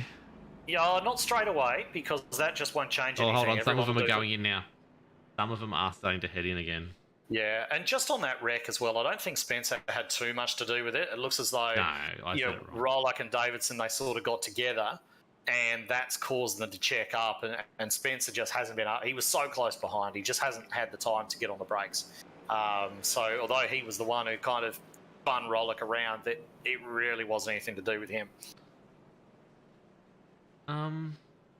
But yeah, we're not going to be looking for these guys who stayed out. They're not going to be looking for another caution straight away, because if there's another caution straight away, they come down the pit lane. All they've done is put themselves at the back for no good reason, and they're on only 1 lap better tyres than anybody else, because they're not taking a lot out of their tyres right now. So what those guys who stayed out are going to be waiting for, they're going to be hoping in around about sort of 20 laps. Maybe there's another caution, something like that. Something that may make the guys who just stopped stay out, and they can come in, they can get fresh tyres, and they can get that tyre advantage, and they can enjoy some of that as well. So, and also there's the added bonus of keeping a tyre set in the bank for late in the race, depending on what happens. I'm just looking down this field. Jai Schultz is currently on the lead lap. I think he's got himself back up there. Yeah, so he would have got the lucky dog, I think, because he was battling with Malone for that lucky dog spot. They were both 1 lap down, and it looks as though Schultz has actually got past Malone when the caution came out. So being the first car 1 lap down, he's actually managed to get the wave around, get his lap back. And it looks as though, just an update on the retirements, it looks as though Braden Shute, Michael Skurlock and Nathan Rawlock have decided to call it a night. Yeah, I think Skurley might have been a forced one for him. I'm just going to try to go through. So Jamie Budd, a 3.3 second stop in pit lane. Well, that's just to top up the fuel then, isn't it? Yeah, so he's going to be like the others up ahead of him, but hasn't got the track position out of it. Oh, he got a little bit of track position. He's up 18 positions, which is not a little bit, but... Yeah, he's doing all right. He's having a solid run there. Started at the back, and now he's in the midfield. So, yeah, that's a respectable performance if he finishes there, definitely. Yeah, Noddy Tompkins in the booth last week, up 15 spots into 25th. Well done there. Clayton Davies finds himself in 4th. The best part is all these cars at the front are on the same length tyre, so they will be able to battle. They will be racing together at the same pace. It'll be Hamish Gallagher, the first one who hasn't, did stop, will be the one that'll have to try and work his way through them with Micklemore and Russell now up with that group of guys, as you can see there, 10th, 11th, and 12th, all pitted only 2 to 3 laps ago as we get ready to go green. Yeah, it's a very interesting top 5 there as far as the guys who've taken the tyres. So that top 5 being, as you mentioned, Gallagher, Micklemore, Russell, Douglas and Jones all took rubber. And as we were just saying before, I've been in a situation which Ryan found himself in, where every time you make a move, you seem to wind up behind somebody like who holds you up or whatever. You've just got to take a deep breath and calm down, because if you get angry, that's just going to lead to problems for him. So he's just got to use this caution, came at a good time for him. Take a deep breath, get yourself sorted out, and now clear, eyes forward, and get going. So Danny G is going to be leading them away on slightly used tyres alongside Ruben Phelps, Matt Knight, Clayton Davies up there. Interesting front 2 rows to see those guys get going. Luke Georgeson lives just around the corner from me, Luke, actually, down there in Port Wollonga, so he's in P6. As they all jump away, Danny G away to a good lead. Knight gets away pretty well as well. He's got a bit of overlap on Ruben Phelps there, and looks as though he might be able to get underneath Ruben. And no time to throw a block in that one. He's managed to get underneath. Ruben keeping it pretty high and wide around there, keeping the throttle in. He might be able to drive off the turn a little bit better, and he has done. So he's actually maintained that P2, and that's all he could realistically ask for from there. Meanwhile, I think that Greg Spencer may have actually had a little bit of a contact with somebody, and I think I saw his car just running around on the wall, and that's a shame for him because he restarted in P9. And, he definitely got a touch from, might have even been Gallagher. No, was it? Yeah, Gallagher. Got a touch from Gallagher and sent him up into the wall. So he's coming down pit road, actually. So that's his top 10 gone begging. Yeah, after all that effort. So bad luck there. I would go back and check it out, but we've got 2 wide as these front, the previous front runners with fresh tyre coming through the field. Davey Douglas wide again. And loose. Yeah, he nearly ran into the back of Georgeson. Is it Georgeson? I think it is. He nearly ran the back of Georgeson. Gallagher's just cutting straight across the grass, if you don't mind. 3 wide into turn 1. We've got a mixture of tyre ages, a mixture of experience there. And they've got 3 wide into turn 1. Gallagher making moves there as well. There we go. Clayton Davies has hit Jaden Russell and put him into the wall, but they both survived. That was a pretty big hit, so there must be a little bit of damage there to both of them, I think. Yeah, and the 15's just dragged across the back. Pritchard has dragged across the front of Russell there as well. Russell's going to get by him. There's certainly been a big change up in the order there as positions are just going up and down further than faster. And then you can even tell as the fresh tyre guys try to make their way to the front, and the guys who stayed out are trying to hang on for dear life. Yeah, and all while this is happening, Danny G has a good 1 second lead at the front and extending that fairly quickly. As I try, there we go, we cross to him now, making a good effort to it. But Josh Micklemore, with those fresh set of rubber and a good bit of luck, has made himself up in front of Hamish to second place, with Davey Douglas behind, trying to hold on as well. I know Davey Douglas is on the fresh set of tyres. I'm looking at the wrong number. So these 3 are about to take control of the lead again. Jaden Russell's just got to get past Knight and Phelps. And he will be up there as well, and we're back to a bit of a normality. Luke Trahair, winner of last week's round, is in chat. Go Davey Douglas. Let's go Davey Douglas. I want to see him actually have a really good run. Move for the lead, Josh Micklemore. He's bridged that gap to his teammate, and there's fresh tyres for you. That's what fresh tyres are going to do for you. He's going to get right underneath there. Now, interesting little thing to remember as well is, can the guys who stayed out make the end? Because I can guarantee you that Josh Micklemore can make the end. Dave Douglas should be able to make the end. Hamish Gallagher can make the end. All those guys that came down the pit lane can definitely make the end. Can the guys that stayed out? Yeah, that's the other thing. They're going to have a set of tyres in the bank. Yep. So if a late caution comes out, they're in a really good spot. Danny G is in a really good spot if we get a caution with around about 10 to 20 to go, because I'm not 100% sure if all those guys who came in are now on their last set of tyres. And if Danny G can come in with this kind of tyre advantage, he can go out and win this race. But right at the moment, Josh Mickelmore has come all the way from 20th into P1. Dave Douglas has come from 22nd on the grid to P2, and they're going to be hoping it goes green to the end because they are very, very satisfied with the way this is turning out right now. Yeah, no, that's a very good first two there, up 19 and 20 places there. I was just quickly looking at that number of stops that they've taken. So the top three have all taken 3. Danny G's only taken 2 stops. So whether they took tyres on each one of those is not necessarily showing on my stats, but I believe they did. We've got 3 wide behind. Sorry to cut you off. We've got 3 wide behind as they just sort of sort themselves out. We've got a nice little battle pack with Davidson, Witcher, Stephen Williams is in there, Matt Knight, Ruben Phelps as they sort of fall back through the field a little bit. And now we've even got Aiden Schultz. We haven't talked about him much since the beginning of the race, but he's starting to fight his way back up right now as he closes up on the back of Jaden Russell. Russell looks as though he might be struggling a little bit with that damage because I think he was one who did come down and take tyres, but there doesn't look to be a lot of speed in that car at the moment for him. So he could be suffering a little bit with that damage we talked about. Yeah, definitely. You could see it almost straight away that he dropped off from the back of the ones that he was running with, which was Dave Douglas, Hamish Gallagher and Josh Mickelmore. And Aiden Schultz does get past him on the straight fairly easily. So there's a lack of speed. You can see his bonnet just on that front right hand side there is just sticking up a little bit. I was just about to shout out to Jay Schultz. We'll talk about him before on a different strategy from everyone else. Has made his way back up to 13th from being 2 laps down there at one stage. So very good effort there from him. And Ben Vickers, don't forget. Ben Vickers we saw taking the wave around earlier on, and he had a bit of damage on that car. Started 31st, now running up there in P15. So a good run there from him. But one of the best runs of the night, I think, that we do need to talk about that we haven't really covered is Tom Neal sitting up there in 4th position. After Dark Sim Racing, they always have a lot of support, a lot of vocal support after Dark Sim Racing. They are quite a big team, certainly on the road side. And they've got Luke Georgeson in the field running 22nd at the moment, but Tom Neal all the way up there in 4th. And he's got Ryan Jones on the back of him. But, running there, having a great run there in the top 5. Fantastic. Yeah, definitely is. He is one of the ones on fresh tyres. He's got 14 lap old tyres.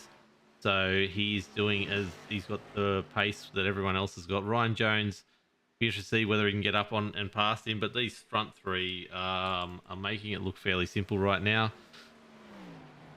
We will just wait and see. I was going to say, we just wait and see what the next 20 laps unfold because there's a lot of strategy to play out just yet. Yeah, definitely. Let's not forget that this top 3 that are breaking away from the field, we'd expect them to do that. They have been 3 of the top drivers in ANZCAR, in Australia and New Zealand stock car racing, sim racing for years. These guys have been doing this for a long, long time. They've been at the front for a long, long time. You put those guys near the front of a pack on fresh tyres, they more likely than not are going to break away. That's what they do. They're quick and they have good long run pace. They know how to run their tyres. So great to see those 3 good old boys running there out the front. Some very familiar names to ANZCAR. And we got a few new names in there as well, but certainly these are more experienced guys showing how it's done at the moment, definitely. I was just quickly having a look there. Danny G's the leader of those cars that did not take tyres last lap, sitting down there in 12th in pretty good position. So keep an eye out for him. If everything goes awry and we lose, we have another caution. Holding on fairly well as Jaden Russell makes his way. He's still got a little bit of pace there because he gets past. Well, he holds off Troy Davison as Troy Davison gets very close to his rear, but Troy is going to be too quick, and Witcher will get past him. Yeah, I changed my mind halfway through the call. It's fine. I know what I'm doing sometimes. Yeah. So anyway, Russell looks as though he's struggling there a little bit. But look, another caution would be, Josh Mickelmore, Dave Douglas, Hamish Gallagher, Tom Neal, they all want it to stay exactly as it is right now, run green to the end. If that happens, they will be absolutely thrilled with it. They do not want another caution. However, the one thing that makes me think is that poor Josh Mickelmore this year, every time that he has looked in a position like this, something has gone horribly wrong. And I don't want to jinx him, so I'm not talking him up. That's why I don't want to jinx him. I'm talking him down. I'll say that he has had some shocking luck this year with putting himself in positions like this. But, of course, as we said last week, you can do everything right. And what happens? right? So the caution comes at the wrong time, and it ruins your race. So I've got my fingers crossed for Josh. I've got my fingers crossed for Dave and Hamish, but it certainly would spice up the race if we got a late caution there as well. And Danny G sitting there in P12 at the moment would be able to come in, get some fresh boots on that car, and then come tearing through the field. It depends when that caution comes. They're running out of laps. There's only about 17 to go. Yeah, it definitely is. It's going to be interesting if these guys, if we do get another caution, as we see, that looks like Ben Vickers, is it, in the background there, getting past Matty Knight, but looking very, very anything but straight as he goes past him. He's not going to quite get the run he needs to do it. He might finish it off in a sec, but his car doesn't look the best either. But as we said, he was in that incident early on and was more laps down than he should have been, or a lap down at least, and came back through the field fairly well. It's all. Let's have a bit of a talk about some guys that we haven't really mentioned a lot tonight. I mean, we're talking about guys like Chris Finlay, who's up there in P13 from 24th on the grid. Great drive from him. Brad Fenley started 13th, up there in 17th. Started 30th, up there in 17th position at the moment. So he's made a ton of spots. Looks as though he's going to make a move on Ruben Feltz right now. In fact, that is exactly what he does. Takes 16th position away. Norman Clark, mentioned him briefly, running there at 18th. Guys like Jamie Budd, Matt Hunter, Tom Pritchard, Noddy Tompkins, guys like that who are all sort of running, they're out there, they're still running, they're kind of in the back end of the sort of mid-20s now. But we've had a lot of retirements tonight. 41 cars started this race, and we got 27 left circulating at the moment. Yeah, definitely. As he gets a bit wide, a bit taily there, which is not the best thing to see, as we see a little bit of a battle going on for someone we mentioned before, which was Tom Pritchard. If my timing catches up, doesn't look like Tom Pritchard. No, it looks like he's on his own out there in the yeah, because my timing is just, I press a button and it changes, but then it doesn't change on my screen. I'm sorry about that. You've gone to the Carl school of blaming your timing messing up, mate. Yeah, definitely. It's not my, no, definitely not my fault. I don't know what you're talking about. You'll crack out a do in a minute as you try and get it all sorted out. How you going, Carl? But looking back to the front, Tom Neal is still hanging on there in P4. I think the gap has actually closed up a little bit. Ryan Jones is catching him, but not by heaps. And if he's running well on his tyres right now, he might be able to hold on to that sort of 4th place, 5th place. It'll be a great result for him if he's able to get that done. But yeah, it all looks fairly safe and standard out the front right now as Mickelmore continues to lead from Gallagher and Douglas. Just showing you a quick look at the difference in those tyres. We are talking about 44 lap old tyres versus 24 lap old tyres. Danny G, the one furthest up, is on just a 32.8, with Mickelmore and Gallagher doing 32.4s and 32.5s. So we were talking before about 0.2 feeling like 2 seconds. 0.4 to 0.5 would feel like an absolute mile at the moment. So yes, they're running out of laps here. 13 to go, as Carl in chat just puts a few dots there. I don't think he was impressed with that little comment. But that's okay. I've got the mic tonight, mate. I've got the mic tonight, so I can use it. Just want to give. I mean, we did mention just briefly Chris Finlay as well. He's just sitting there on the back of Danny G, and he's one guy that doesn't really get a huge amount of coverage normally because he's just sort of safe and stable, doesn't get involved in too much nonsense, and always sort of brings home these consistent results. So here he is again, sitting just outside the top 10, running P13. It could even get better for him yet before the end of the race. Did have a really good second place last year at Watkins Glen, I believe. He ran a 0-stop strategy and stayed out. Wow. And managed to actually get to the end of the race without stopping and pulled home a P2, I believe it was. Held off. Oh, who was he holding off? I think he might have been trying to hold off Josh Mickelmore at the end, as he just gives the wall a bit of a rub. Ben Vickers in the background looked very out of control as well. It's a couple of guys starting to struggle out there. Vickers is just side by side with Fenley at the minute, and those two are disputing 15th place. Yeah, definitely. Just going back up because I think Ryan Jones is starting to catch up from the timing monitors to Tom Neal here, and Tom's just slowly dropping off the pace here a little bit, ever so slightly. He's in the 32.7s. We'll talk about the 32.4s and 32.5s before. So Ryan Jones has him set up to move up to a 4th position here in the next lap or two. Aiden Yeah. Schultz, as always, he's always up there, just sitting behind, Here he watching it all happen. goes. Oh, has a look. You just notice the way, and I can tell you what's going on there because Tom Neal, he's just entering a little bit too shallow into the turn. If you have a look at what Ryan Jones is doing, he's actually arcing it into the turn, turning in late and driving it straight off the turn, and that helps to look after that outside front tyre. Now, Tom Neal, he's entering a little bit lower, a little bit narrower, and it's just a little bit extra steering time that he's having to put into that by comparison to Ryan Jones, and I think that is the difference there that you've seen and why Ryan's been able to take away that 4th place. So now he'll be looking at hanging on to that 5th. He's only got a handful of laps to go, but he's got one of the most aggressive men on the track, Aiden Schultz, in there behind him. So he might drop that one yet, but even if he loses that place to Schultz as well, P6, absolutely nothing to be ashamed of. Oh yeah, definitely. He's having a great run as he starts to use that different line, isn't it? And he just right there, you can see him lose all. Oh, there you go. He's just vanished from the server. Okay, he's back. He's back. But I saw that too. You could see that where he was holding with Ryan, even gaining on him, and then all of a sudden he dropped like a brick in water, and Aiden Schultz was all over him. Like you can see here, he gets past him, but he just can't get that exit speed, and Aiden just puts the foot down and just gets away and makes the move. Stick for 5th place. Yeah, he's killed the right front, unfortunately, just with those shallower entries. And it's a easy mistake to make when you're new because you feel you've got all this grip there in the front of the car and you want to use it all. But if you do and you don't take care of it, then you start to lose pace as the race goes on, and that's exactly what's happened to him there. But still, he doesn't look likely to get caught by Justin Witcher at this stage, who's still sitting there about 3 seconds behind him. So he should be solid for P6, which is a really good night. So I don't think he'd be too upset even losing those 2 spots. But back to the front, we haven't got long to go now. Josh Mickelmore continues to lead by 1.9 seconds. He will have his fingers and toes and eyebrows, if he can, crossed to make sure that there is not going to be another caution. He does not want a caution. He just wants to click off these last few laps and come across the line, take the victory. And from the position he started, you can say that is absolutely well-deserved if you manage to pull it off. So the number one commentator says it was Finlay holding off Hamish at the Glen. As the car 15 in the background there, I think that Tom Pritchard is all over the place. David Douglas goes underneath him. He's struggling right now.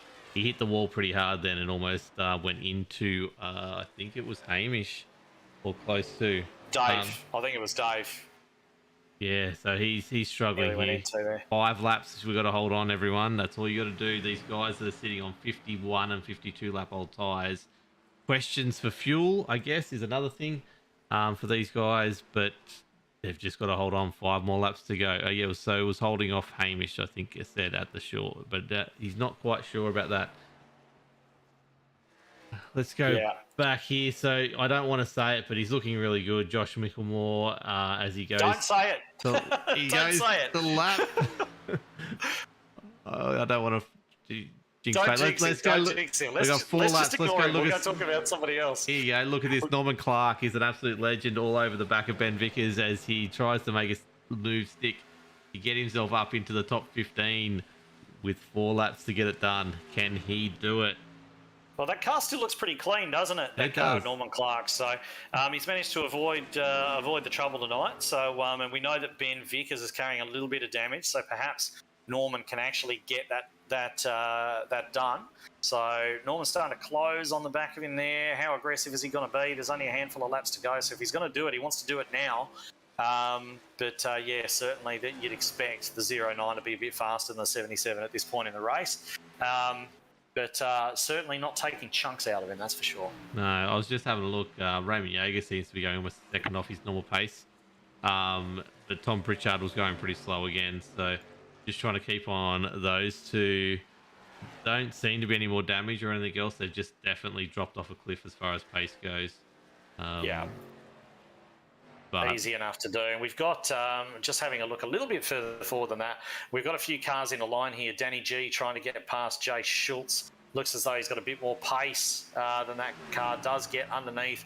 Knight's going to follow him, and it looks like Fenley's going to follow him. So, definitely. Oh, Knight just looking, almost getting into the back of Danny G there, and now falling back into the clutches of Fenley as Danny G finally clears Schultz. And Schultz is going to have another look underneath. But I don't think he's going to be able to get that one done. With final lap, waved flag. Aiden and Ryan Jones are not going to leave Oh, anything Lord. left on the table. This could end well. These two on the final lap, there's going to be contact. There has to be. And but I don't want to take the attention away from Josh Mickelmore either at the moment, because we are on the white flag lap, so he's safe from a caution. And it looks as though Aiden might have that move done on Ryan. Ryan coming back around the outside. Josh Mickelmore's going to cross the line and win this one. Done. So fantastic job for Josh. He's broken that hoodoo and he's across the line. And Aiden Schultz in the fourth. Schultz got Ryan Jones right there on the line. Gallagher second, Douglas third, Schultz fourth, Ryan Jones fifth. Tom Neal holding on for sixth. Great run from him. Whoa. Witcher, Davidson, Russell. Wow. Williams just got Russell. I want to have a look at that distance later on if I can. That was very close. My timing board says 4/100ths of a second. Let's go. There's not much in that, is there? No. I want to look at the chopper from this angle. But then we'll start and wrapping this one up. This is the battle for 9th, sorry. You can see how beat up that car is from the top after that one little mistake into the wall. But Stevie Dubs with a little bit of damage there as well in the rear. But these two battling it out for 9th, 10th, and I thought it was a lot closer than that, but I think he gets a run on him just towards the end there. Yeah, some very close finishes up and down the field. Wasn't that close for the win, though. 1.2 seconds between Mickelmore and Gallagher there at the end, and a good few more in between Gallagher and Douglas. So the top three fairly spread out. Very close finish there for fourth, and some other finishes quite close down the grid. So, definitely a decent finish, much less chaotic than what we saw last week, wasn't it? So, yes. Really good to see a nice, clean finish to the race. We might just run through your finishing order real quick just before we get the drivers up here for some interviews. Yeah, I'm just going to get Josh's burnouts on screen because he'll kill me if I don't show that action in the background while we do it. So get onto that. Let's get onto that. The results. Let's hide the top 15. Let's show the results as he flicks it in and just goes nuts with it. Luke Tress says, "And you're a natural on the comms, mate." There you go. I'm not sure if I should be should I be happy with that or not. Natural on the comms. Does that mean I should stay the hell off the track? I'm not sure. But Josh Mickelmore giving us a bit of a Polish victory lap there as well, and chucking a few doughies on the back straight as well. He might, but if you've got the positions up there, we will run through the final positions. Josh Mickelmore winning the race, as we did mention, from Gallagher and Douglas. Aiden Schultz just pinching fourth place off of Ryan Jones there right at the end. Tom Neal holding on for that sixth place. Then we go back to Witcher, Davidson. Good run from him. A good run for both of those two, actually, finishing up there in the top 10. Stephen Williams, Jaden Russell managing to hang on for P10 despite that damage, and despite getting passed by seemingly everybody there at the end of the race, still managed to hang on for P10. Danny G rolled the dice on strategy, didn't he? Wound up P11. Could have been so much more with a little bit different circumstance. Jay Schultz managed to resurrect that night that looked to be going so badly and come back up into P12. Great finish from him. Fenley in 13th. Matt Knight ran up the front for so much of the night, didn't he? Wound up P14. Vickers, another one who managed to pull an absolute Houdini type escape, pull up there into 15th position. Then we got Norman Clark, Chris Finlay, Ruben Feltz. He would have been hoping for a lot more than that. Jamie Budd, Raymond Yeager there rounding out the top 20. And the only two other cars we had on the leave lap were Matt Hunter and Clayton Davies, with your cars one lap down being Luke Georgeson, Tom Pritchard, Adam Malone and Noddy Tompkins, last week's podium getter himself. And then Kobe Jordan 5 laps down, and then we start to get into the retirees. Closey, Spencer, Rollock, Skurlock, Shute, Patton, Hobbs, Densley, Linda, McLeod, Dortnack. There are a lot of retirements tonight, although it didn't seem like a messy race. Campbell and Hoppett as well dropping out of that one. So that is your complete finishing order. A lot of retirements for what was quite a clean race, actually. So I believe we should have the place getters up there in the booth, which we do. So, Wilco, might get you to take it away and drag in our podium. I can do that. I don't know what I'm doing, though, but I can definitely do that. Look at that, Davey Douglas. Let's bring him up. Okay. You fucking got I think it was Hey, Luke. we're live on air. What are you doing? Davey! Hey! We just thought we'd shout over the top of you then, just for no reason at all. Good, because I was talking to Normie. Yeah, well, talking is one way to put it. But yeah, anyway, P3 tonight, mate. Talk us through it. Yeah, it was a bit of a slow burner to start with. I was P nowhere in qualifying. I don't know. I just couldn't find the groove, couldn't find the line, and then just chipped away at it, as you do, mate. 20 laps in, we get that first caution, check the tyre wear versus everyone else, and I was pretty well off. I was probably about 15% better than everyone else, so I just sort of stuck to my same line, I guess, through that whole race, and just slowly worked my way forward. And then there was a bit of a mix-up. We were sideways there at one point, up against the wall, running into people, mate. It was a ball tear at the end. That was fun. Well, you're one of those blokes that we see, and I did mention this at the start of the race, actually, that we often see looking for different lines. Normally you're the first one to sort of move to a midline or a top line and try and get that working. But tonight we didn't see so much of that. As you say, you just really sort of stuck to that bottom line and made that work for you. Was that just where you were comfortable, or was it just sort of general knowledge amongst everybody that nowhere was going to work but the bottom? No, these cars, they were just, there was nothing up top. Like, there's a big bump into turn 3, and as soon as you hit that, like in this car, it literally turned the car right, basically. So I was trying just to keep it down off that, and then just work on getting the run. You got to be patient, sit on that white line, just be patient, and then you get to drive off. So you got to look up the right front, and that's what I found sort of worked for me early in that race. Was able to get the passes on the actual exit, just being patient on the throttle. So that worked, but yeah, it was pretty exciting with those mixed tyre strategies at the end there. Yeah, it definitely was, and that's roll the dice and stay out, but certainly makes it a lot more entertaining from our point of view. And we, as you say, like last week, we saw some differing strategies, but yeah, it all kind of shook out at the end, and we were sort of saying that yourself and Mickelmore and the like were going to be, we're not going to be wanting that last caution. Did you use all your tyre sets, or did you have one in the bank? No, I used them all, so I stopped. I think every caution there, I stopped. So yeah, it was good, like trying to get through the field with these other guys on tyres, and you know who you're sort of racing, and just trying to put the picks in place and whatever else, or try something else. I know I went 3 wide. I went around one of the Georgeson maybe at one point, which was pretty cool. But then just sort of got to the front, and then I had Josh in front of me. He did a good job. He just drove off very slowly, and Hamish, I was keeping him at bay, but there was like 2 laps where I just got massive push through 1 and 2 where I just had to back out of it, and when he got past, that was one of them, and there's nothing I could do. I tried to fight him on the outside, nearly put myself on the floor. But anyway, good race. That was fun.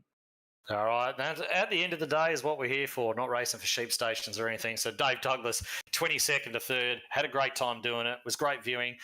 Shouts out, mate, before we let you go. Oh, yeah, just shout out to the Bandits. Shout out to you guys. Shout out for Ed with the power of the mute button. That was good, mate. That was a bit of entertainment there too. So, shout out to Josh. Obviously, he's had a bad run lately, but yeah, he's got himself a win tonight, so that's well done to him. And I guess just shout out to Jake Blackall. Oh, and obviously the Mad Dogs at Locked On Lads iRacing. Never heard of them. Are they good, are they? Big dog Wilco. Mate, Dave's good to have you in the booth, mate. I was hoping you're going to get there in the end. Can I ask you one question before I kick you out of here? Yeah, mate. Why is your car always so loose in the rear? Oh, that's the way I drive it, mate. Just set her up like a dirt track car, mate. I love it. Love a bit of looseness, mate. You know how it is. Yeah, that's it. But mainly just to entertain you, mate. I knew you'd be watching, and as long as I provided some entertainment for you, mate, that's night done for me. You've done well. We will talk to you again very soon, I'm sure, because you win all the races. You're elite. You never have bad accidents or anything like that. So we'll catch you very soon, mate. Well done tonight. Too easy. Love you guys. See ya. All right. Well, that was your 3rd place finisher, Dave Douglas. Likes a loose back end, as it turns out. Good to know. I teed him up for that perfectly. It was great. you tee him up. It's low-hanging fruit, mate. You got to take it where you can get it. That's it. All right. So P2, Hamish Gallagher, we'll drag him up and have a bit of a chat with him and see how his race played out. Here he is, Hamish Gallagher. Started in the top 5, finished in the top 5, led a few laps. Probably the most Hamish thing ever, I reckon. How'd it play out from your point of view? Yeah, no, that's pretty much how it is today. But I'm just glad to finish this one. The last week or so, it's been a bit rough. getting wrecked out at the end of the races. So I thought that race was going to get screwed over again. We had to have a late caution. I'd finished outside the top 20. Of like, oh man, I'm had enough of this. But yeah, finally finished one of these things. It's good. So we were actually talking about that, and Dave was one of the ones who sort of was on the same strategy as you and said that he used all of his sets of tyres. I imagine you're in the same boat, and a caution would have pretty much spelled the end of you towards the end of that race. Yeah, it would have been Dan and Ruben fighting it out if we'd had a late caution. So yeah, that would have been interesting. Would have been a repeat of last week. But yeah, I didn't want to get caught out on old tyres. It was like I always want to be on the right, on the best set of tyres you can. So it was a big gamble to pit that many laps to go and use your last set. But yeah, finally did the right strategy, which is good. It's kind of a bit of I mean, this is one of the things that we talked about last week in the broadcast was you can do everything right, and the caution falls at the wrong point, and that's your race done. And it was almost a case of sort of 50-50. If you came down the pit lane, we saw a lot of guys stay out, and either one of those strategies could have worked out. And in the end, it was yours that worked out. We didn't get that late caution that probably a lot of us were expecting. We saw a couple of guys racing real hard who we thought might bring that caution out. And I believe you had a little bit of contact as well with Greg Spencer as you were working your way past him. Yeah, no, there was a lot of room to go free wide, and Greg sort of just turned down a bit to me. I thought that was my race done, but damage didn't seem too bad. But I'm quite happy to finish second, to be honest. I think Josh was a little bit faster than me all night, and he was looking after his tyres better. So I think if he'd got to me, he probably would have passed me anyway. So as it turns out, went up and down quite a bit, but ended up just finishing where I probably deserved to finish anyway. So yeah, but hey, that's what oval racing is. It's you can have a caution come in at any moment. It completely turns the race on its head. That's what we're all here for. It's what we like about oval racing. So didn't work out last week, but it worked out this week. So good. Happy days. Mm. But yeah, definitely one of those where the stats probably don't tell the whole story. Started second, finished second doesn't really tell the story of your night at all. There was certainly a lot of mixed strategy out there and close calls and things like that. A few cautions thrown in the mix as well. And come away with the P2. I think you could probably be well happy and probably gets your points a little bit healthier than they would have been after the race last week, where it really didn't seem as though any fault of your own, you wound up way down the order. So it kind of kicks off your season. I guess you can kind of look at it and say that your season starts here. Yeah, pretty much. Well, that's number one drop round done, and the next one will probably be at either next week or it'll be or Knoxville, one of those. So I'm going to have to race my butt off the rest of this time. But yeah, you know how it is, Ed? So just regrettably, yes, I do. Regrettably, yes, I do. So not too much to say. Yeah, no. Yeah, you'll be out here next week, I take it. We're going to hopefully, if not in the com box. So long as I'm not in the booth. He will not be in the booth. I will find someone to talk with me. It's a road track, so I've got plenty of road experts to sit with me. It's fine. Oh yeah, outside experts. That's what we want. Excellent. There'll be pace there'll be safety cars and all kinds of things happening next week. Don't worry about it. Yeah, it can just do the old race cam spec. I mean, like Dick Johnson driving one-handed. I don't know if I'd get away with the Irish jokes that he got away with back in the day, but maybe we could afford to crack out a few. We'll see. But yeah, definitely. Excellent run from you tonight, Hamish Gallagher. Shouts out before we let you go. Yeah, well done to the boss getting a win. It's been a long time coming. He's had a rough year and pretty much everything he's driven. So, yeah, he's been working hard on the setup. So we'll see how that goes tomorrow night. Well done to Dave as well, finally finishing a race, and not only that, getting a good result. He looked at a little bit of damage there, so I think he was just going to struggle to hold me off. But it's good to see him get a top three. It's well done. Thank you to everyone turning up. A big field. It's good to see all these new people rocking up and giving it a go.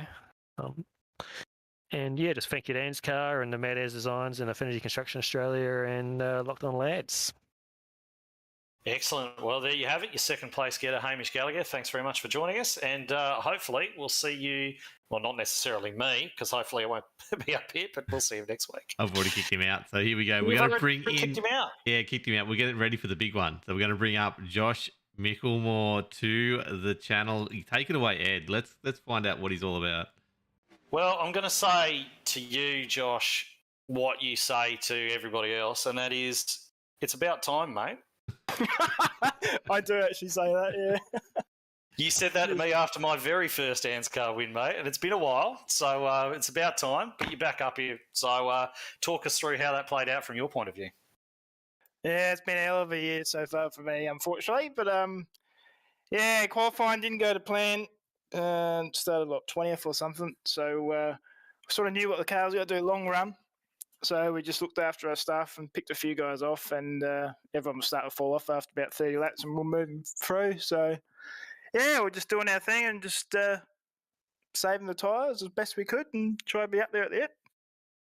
Well, we did kind of mention you earlier on that you probably weren't going to be happy with the qualifying, but one of the other things that we mentioned is just based on the way that your year has gone so far, that as soon as you played a strategy to stay out the front and you needed no caution, there was bound to be one. And lo and behold, there wasn't. So something actually went your way for a change, which is we were very careful not to talk about you at the end. We sort of got to that stage where we were almost talking you up. We're like, no, let's go away from Josh. Let's not talk about him. And I think we only cut back to you as you rounded the last turn and tried to stay away, just to try and shoo away any black cats that might still be following your progress. Yeah, it's funny you say that because it has been like that this year, and before it went green on that last restart, myself and Hamish actually said, well, good win, Daniel. We're going to get a caution, but good win, man. Hoping that he could, do it, but yeah. Yeah, well, he was the one in the box seat if another caution came out, of course, being the first car, I think, that had a spare set of tyres left. And honestly, the way your season's been going so far, I wouldn't follow you on any strategy because you almost know it's going to go horribly wrong, but this one turned out well. There are a few close calls sort of throughout the field, and we talked to Hamish a little bit about what it was like trying to come through the field with that mix of strategies with some guys on old tyres and all the rest of that. How did it work out from your perspective? Yeah, especially at first, straight off the start, a lot of guys were racing overdrive dramatically, in my opinion, and I was just keeping the nose clean, just following behind them, and then just let them wear their crap off, and then I literally just went underneath them and flew by like 4 of them one lap after a while. So just there was definitely a lot of close calls tonight because of that. But yeah, like I said, we're just trying to keep the nose clean and just let them do their thing, and then we'll hopefully don't get any cautions and get around them. Well, it's definitely good to see you back where you belong, up there in Victory Lane. It's as we say, it's definitely been a while. Not as long as it's been for me, but haven't had an ANZCAR win yet this year. But this isn't about me; it's about you. You got the good result there tonight, and we'll let you give the shouts out to all your adoring public. Yeah, cheers. Just thanks to all the boys on Mitch Motorsports, all their hard work, and Affinity Constructions Australia for their sponsorship this year, and Mad As Designs as well, for putting the 6 schemes on our cars. And ANZCAR, Wilco, all that you guys do for the streams and stuff, it's bloody brilliant.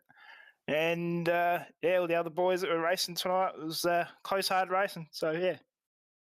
All right, fantastic. Well, there it is, your first place getter, Josh Mickelmore, taking out the win tonight ahead of his Mitch Motorsport teammate Hamish Gallagher with, as we mentioned, Dave Douglas in 3rd position. So I guess it's time to round it all up, Wilco.